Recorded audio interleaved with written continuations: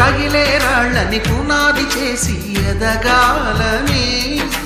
తరిమే వాళ్ళని హితులుగా తలచి ముందుకెళ్ళాలని,